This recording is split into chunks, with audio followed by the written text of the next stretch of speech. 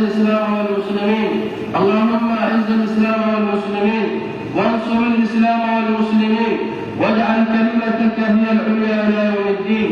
اللهم اغفر للمؤمنين والمؤمنات. فمن كان يرجو لقاء ربه فليعمل عملا صالحا ولا يشرك بعبادة ربه أحدا. قال ابن كثير رحمه الله: وهذان ركنا العمل المتقبل لا بد أن يكون خالصا لله صوابا على شريعة رسول الله صلى الله عليه وسلم. سيدنا إبراهيم وعلى آل سيدنا إبراهيم وبارك على سيدنا محمد وعلى آل سيدنا محمد كما باركت على سيدنا إبراهيم. اللهم أعز الإسلام والمسلمين اللهم أعز الإسلام والمسلمين وانصر الإسلام والمسلمين واجعل كلمتك هي العليا إلى يوم الدين. سبحانك من الله بارك الله فيكم يا رب العالمين. إياك نستعين اهدنا الصراط المستقيم صراط الذين أنعمت عليهم غير المغضوب عليهم.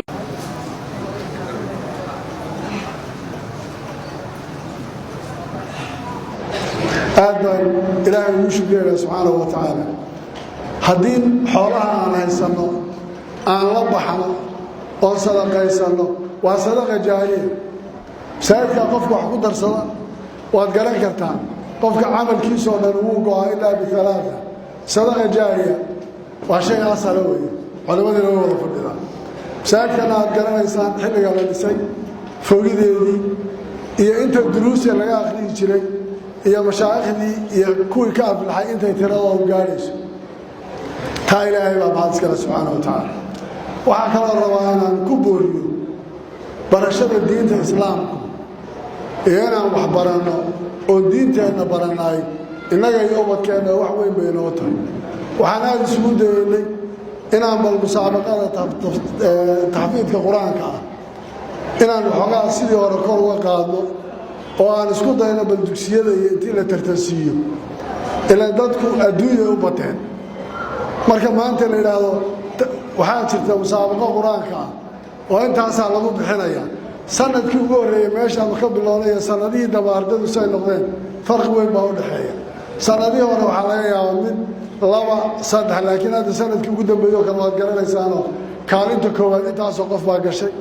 talabaad saasay ahayd in lagu tartamo oo lagu dhiirigeliyo oo ganacsatada iyo waalidka iyo cid waliba ay aan ku tartano مسابقة القرآن هي دين تبرشة هذا تعمير كمساجد هي نسمع مساجد هي المساجد هذا كل جول بلا ولا نسأله دكسية القرآن كسكولة ولا نساء ولا أشياء لكن دكسية ولا ركتنا معنا كل الشيء مكفريا المال يربون رمضان بالله فريا إن أنا يلا لفتة تامسوا شيء أنا نورينا دين تاني والمال على مو برنا يدرك وحدي عدة برنا كل يوم aan ka wada dadaalo waa shay asal loo diin loo ilaafiya taas waan rabaa inaan booriyo oo idinka kaliya anaguna aan isku boorino ka mas'uuliyadahan sababtoo mas'uuliyadda naga saaran waxaan rabaa inaan idinku soo ururiyo inaan masaajidka soo booqdo waayo guddidan la soo hadli jiray waan la socday inta badan xaaladdiisu kooba meesha marayso ilaahay baa mahad iskale subxaanahu wa tacaala inaan intaana masaajidka guddidii dhisteena uga mahad celiyo una ducayno aanan idinku booriyo barashada diintu waxay inoo taraysa inoo tahay dhisidda masaajidda iyo sadaqada jaariyada inuu la baxo oo qofka ganacsada ee bakhaylka oo markaad dhimato ee waxaysto camalkaagu wada go'aya laakiin masaajidka saaka dhagaxaad ku darsatay weligii inta masaajidka dhisaanay way ku jiraysaa ee ha ku baqayna waxoogaa guntiga lagu hayo intaad la soo baxdaan masaajidada ku dara oo dugsiyada dhisa oo ceelasha qoda oo wadooyinka waxeeya oo haddaad wax kala weydaan xataa geed meel ku abuur waxbay kugu taraysaa oo waalidka wax ugu darso qaalidka waxa ugu baarinimada fiican qofka waxaa la camalkiisa ilmaha dhashay oo kuu soo duceeyay sabab kugu soo duceey markaad marka hore adigu diin ku tarbiyayso oo aad diin ku hagto oo diin ku soo koriso oo aad barto sadaqada iyo waxa u tarayso oo aad barto xoolaha sidoo infaaqsanayo oo aad barto waxaasoo dhan adu markaad dhibato ilmahaagu wuxuu kaaga dayanaya beri waxaad samayn jirtay laakiin haddaad adugu tiraahdo warbax oo waalidka aadan aqoonin oo weliguna ka maqan adoona waalidkii baan wax meeshaa ugu darsanaya oo adoo baarinimo waalidka u falaya una maqan kuwa dibadaha jooga ee yidhaahdaa maad dhigatid hadhow maxaa la yidhaha markay dadku duqoobaan waxay qaadan jireen awa qoladii dibadda joogta beeshankaaga wixii aad qaadan lahayd adugu hadda sii dhigo hadday ku arkaan adoon waalidkaa xusaynin oo waxba u dhigaynin oo wax taraynin adigana hadhow ilmaha musaao bay ku odhanayaan oo waxay odhanayaan waxaad adhigi wadi ma beeshankii maxaad u dhigatay markii hore shaqaynaysa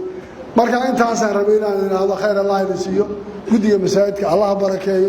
intii dhistay wax ku darsatay ilaahay liibaan ha siiyo ilaahay aakhiradooda ha ugu daro miisaankooda inta kalena masaajidada inaga duqoobay intaynu wada duusanno qaaraanka kow aniha laygu soo qoro inta kalena ganacsadaan ku qorayna masaajidadeenna aan sida ka wada dhiganno soo sax maaha aan kuwa waaweyn wada dhiganno insha allah oo sida masaajidkani